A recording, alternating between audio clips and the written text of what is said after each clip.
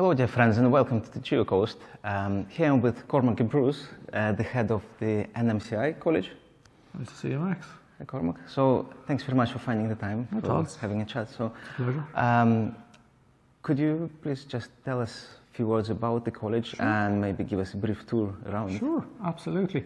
So the National Maritime College of Ireland is based in Ringaskiddy, Lower Cork Harbour.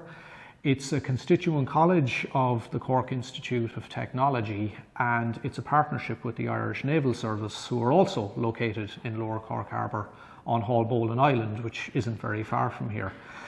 The origins of NMCI go back to before the founding of the Irish state, to the Crawford Municipal Technical Institute that was opened in 1912, and that in the fullness of time became the Cork Regional Technical College, which in turn became the Cork Institute of Technology.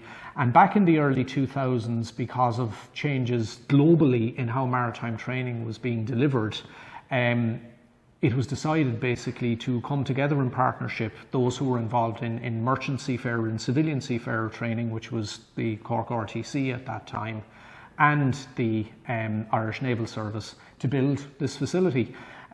This college is the first ever third level public-private partnership in Ireland, and as such it's quite an unusual college in many respects. It's also the only maritime education, training and indeed research college in the world where military and civilian seafarers train not just alongside one another but also together. So it's a little bit unusual, Max. Yes.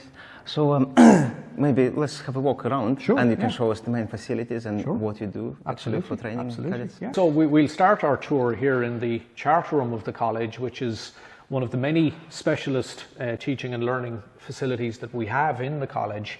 And this is where we train our navigators in that most important of skills, which is visual navigation, or the Mark 1 eyeball, if you like. And it's also, for me, one of my favourite spaces in the college because it has this absolutely fantastic view of Cork Harbour. So we're just panning around now at Haulbowline and looking across at Cove, and there's a cruise ship in there. This is the bridge from the mainland here, Paddy's Point, across to Rocky Island and then on to Haulbowline, which is the home of the Irish Naval Service. And you can just see the west end there of Spike Island, just beyond the Beaufort building, the Maritime SFI Centre, which is the National Centre for Ocean Energy, who are our most recent next door neighbours.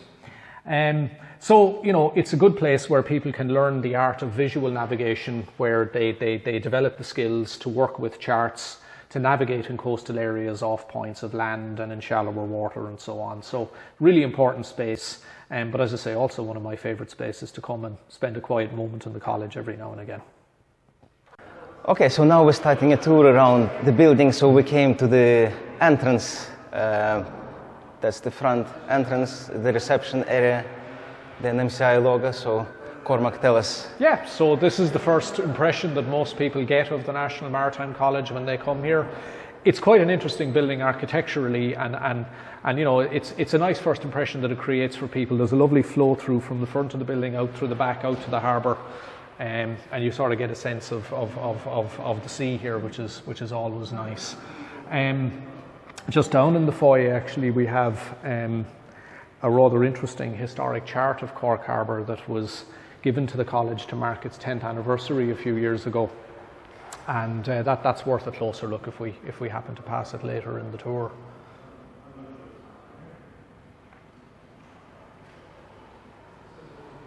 Okay, so where do we go now? So from here maybe we'll drive on and have a look at some of the simulators and some of the engine room spaces. So as we're walking, maybe you can tell me, like, what makes Maritime College unique? Like, what type of facilities do you have that other colleges don't? Yeah, so when NMCI was conceived and built back in the mid-2000s, it was designed around what's called the virtual ship concept. So the idea with that is that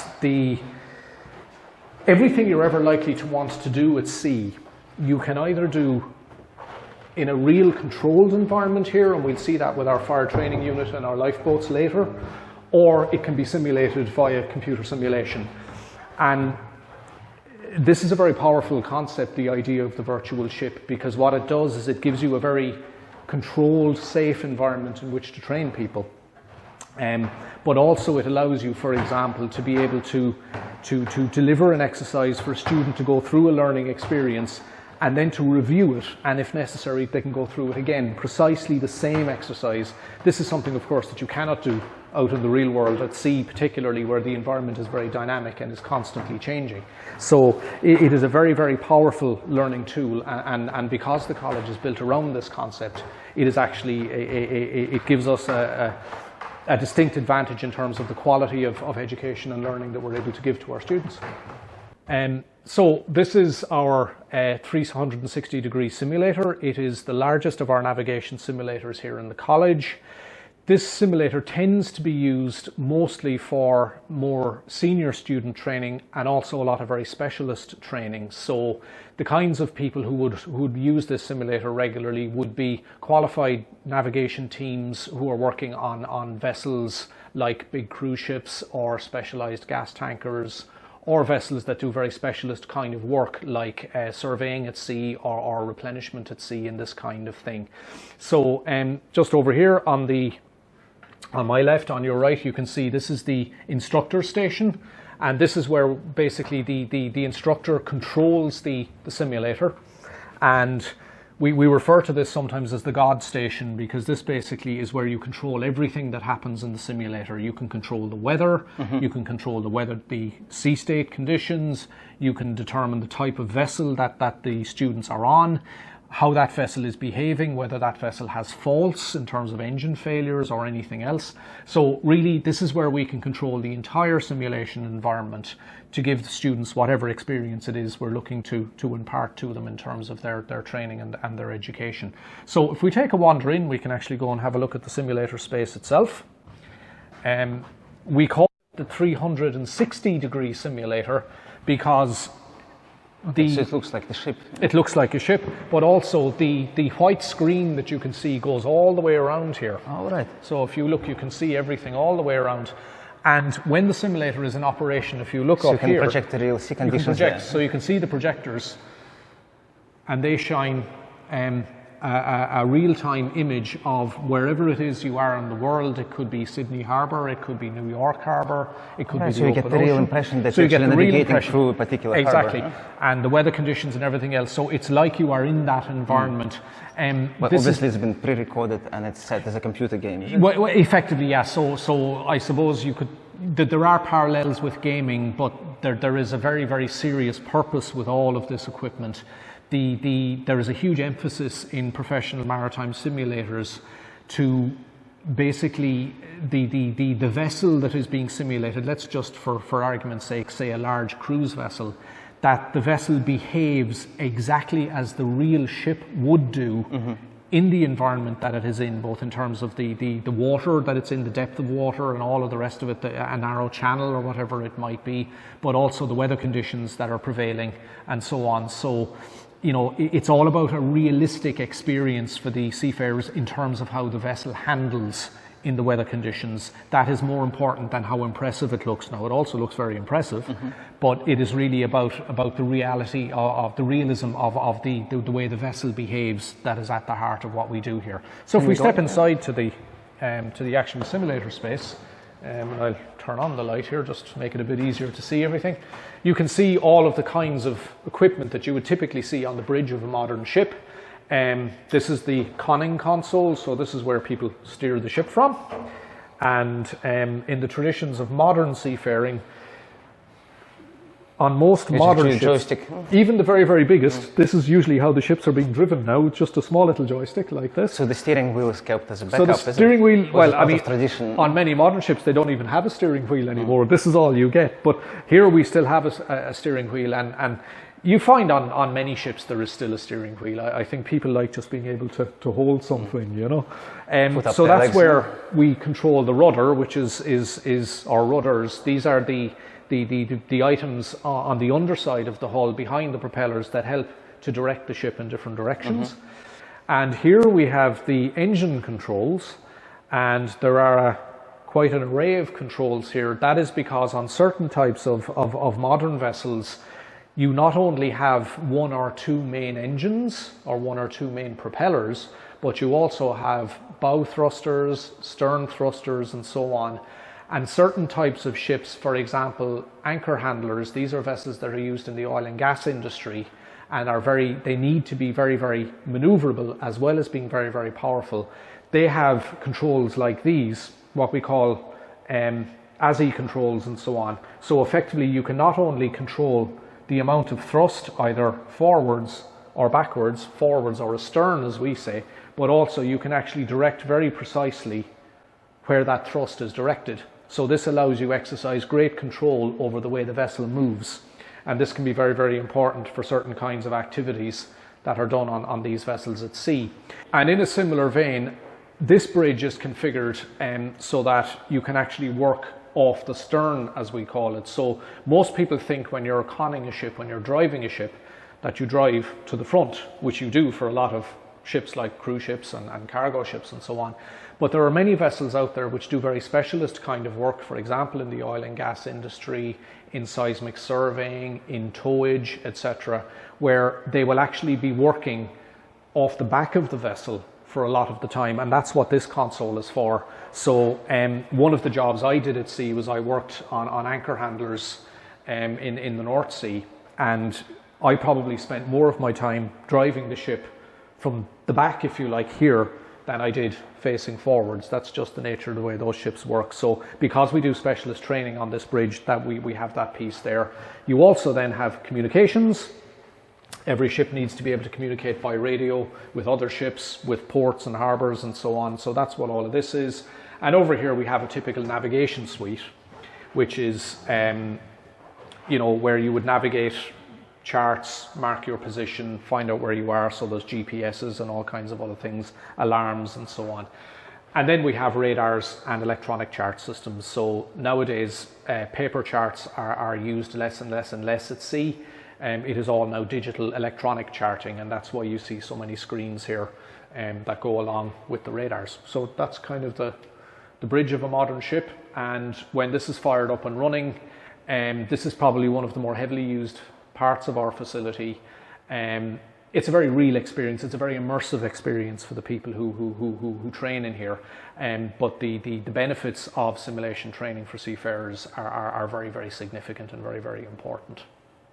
And can this simulator be equally used for merchant and navy? Yeah, training? so it can. So one of the lovely things about simulation is you have huge flexibility. So if the naval service use this bridge, they can load one of their models of one of their military vessels, one of the for example, the new P6 class of vessel, the Samuel Beckett or the George Bernard Shaw or whatever, and they can work this as if it was one of their ships. Now, the naval service tend to use, there's another simulator here, it's a 270-degree simulator, so you cannot see 360 degrees, you can see halfway around the horizon. But the physical layout of the bridge in that simulator more closely aligns to the way the naval service have their bridges laid out. They are a little bit different to many merchant ships. So that is the simulator that the naval service tend to use most often, particularly for their more basic cadet training, because it helps the officers get familiar with that layout. But certainly there's absolutely nothing to prevent, us using any bridge and the naval service using any bridge, because the models are completely transferable between all of the bridges. And indeed, one of the really nice things we can do in this college is that we can actually link the simulators together. We have over 24 navigation simulators in the college. They can all be connected together into a single big exercise. So you could in fact have 24 different crews in this building, all driving different simulators and all interacting with one another in the same exercise. So it's a very, very powerful tool that can be very, very useful. We use it for everything from basic training to advanced skills training, for research. The naval service use it for fleet exercises, for example. We use it for search and rescue training and so on. So very, very powerful tool and a very important tool in our toolbox, so to speak. Mm-hmm. So where do we go next? So maybe we'll take a trip down and swing by our survival centre, and from there we'll go to the engine room. Okay, so as we're heading down to the survival centre, we pass through what's known as the Cork Ships Corridor. So all of the ship models in this corridor have some connection with Cork. This is the SS Inniscarra. It was a packet ship that worked between Fishguard and Cork, torpedoed towards the end of the First World War. And some people, I'm sure, will recognise these ships. These are some of the old B&I ferries that used to ply in and out of Cork. This is the Leinster, and this is the very distinctive Innisfallen. And these ships would have sailed up the river to Tivoli in Cork City. So this is the Innisfallen. She would be particularly well remembered, I think, by a lot of Cork people. She was actually quite a pretty ship as ferries go for the time.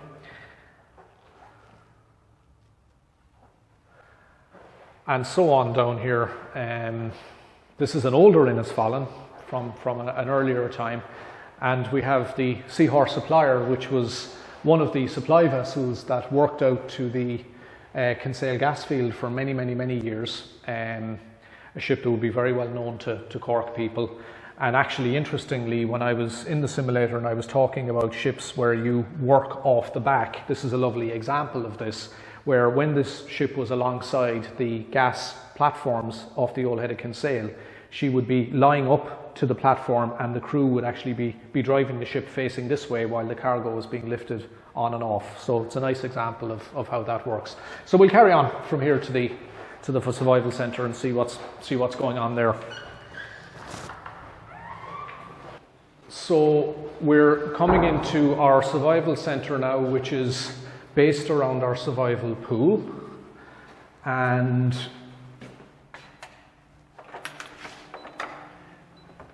this is the most heavily used part of our facility. Everybody who goes to sea, whether it is as professional seafarers, either in the Irish Naval Service or the Merchant Marine, or anybody who is working in the offshore oil and gas industry, offshore renewables, and even marine scientists nowadays, they will end up here at some point in time to do what we call their PST, their personal survival training, and so on. Absolutely necessary. The sea can be a very unpredictable environment, and sometimes things do go wrong. Thankfully, it's very, very rare. But if something does go wrong, you need to be properly trained about how to react, something as simple as putting on a life jacket properly, all the way through to a survival suit, how to launch a life raft, how to get into a life raft, and so on and so forth. And all of that training is done here. The National Maritime College of Ireland plays an extraordinarily important role nationally in Ireland. This is where an awful lot of our emergency services come to train. Fire services, the National Ambulance Service, our Coast Guard, and so on, civil defence, etc., etc. They all come here to do training with us at various different times. Other branches of Ireland's military, the Air Corps and the Army, also train here on occasion. So, it is a particularly important part of what we do here. Not a very pleasant part. I think a lot of people don't like it very much. It looks a little bit like a swimming pool. It's not. The water is a bit colder, and this is a full environmental pool. So we are able to generate wind, waves, rain, and even to plunge the entire facility into total darkness and have thunder and lightning and so on. So it becomes a very real environment for people. But everything is done in a very, very tightly controlled, very safe manner. But it gives all of our students and trainees a deep understanding of how to appropriately respond in the very unlikely event that there is an incident.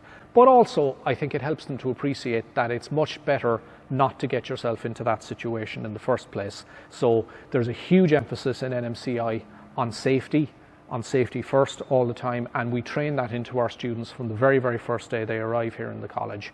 And it exists throughout everything we do, because it is always better at sea to avoid that situation ever happening in the first place, because you're always on the back foot trying to respond if something does go wrong. So we're coming into the engineering part of the college now, and this is where our engineering students get very practical hands-on experience of how to operate and maintain the engineering systems that you find on any ship really at sea. Just as we're passing, these models are quite interesting. This is how the layouts of engine rooms for new ships would have been verified before a ship was built, back in the day before computers. So engine rooms on ships are very compact spaces. There's an awful lot of equipment, pipework, and so on in them. And it's very easy to end up in a situation where you design two pieces of equipment into the same space, or two pieces of pipe trying to fill the same space. So the idea with these models is that somebody would sit down with the plans for the new ship and they would actually build the engine room like this to ensure that everything actually had its own space and that no two pipes were cutting across each other or anything else. So we have a collection of these models here. They're an interesting sort of historical artifact now, but also they can be quite useful to give people an insight into what the insides of an engine room actually look like. If we carry on into our main engine room,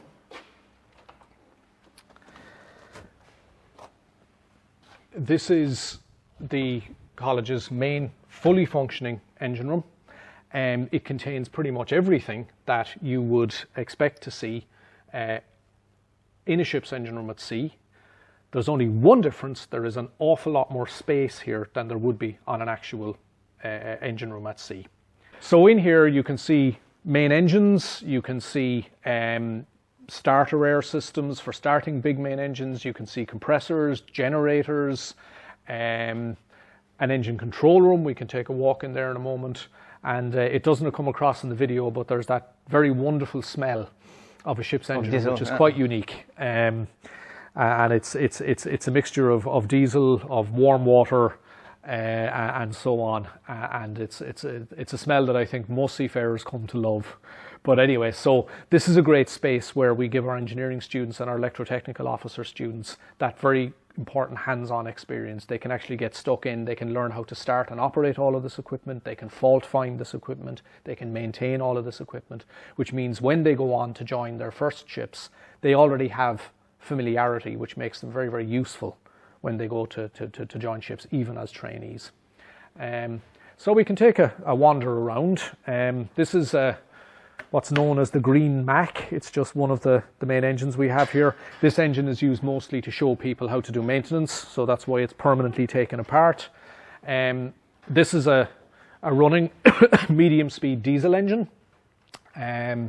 which is regularly run here. It might be an opportune time to mention actually, the college has a research centre, the Halpin Centre for Research and Innovation, and Halpin works in a number of areas spanning maritime operations, security, search and rescue, but also into blue growth, which is basically the growth of the maritime economy across Europe. And increasingly Halpin does a lot of work in the space around how human beings perform when they're at sea, so we call it human factors, if you will. And also Halpin works in areas that include energy efficiency, and also we do a certain amount of work around environmental aspects of maritime operations of ships and so on working at sea.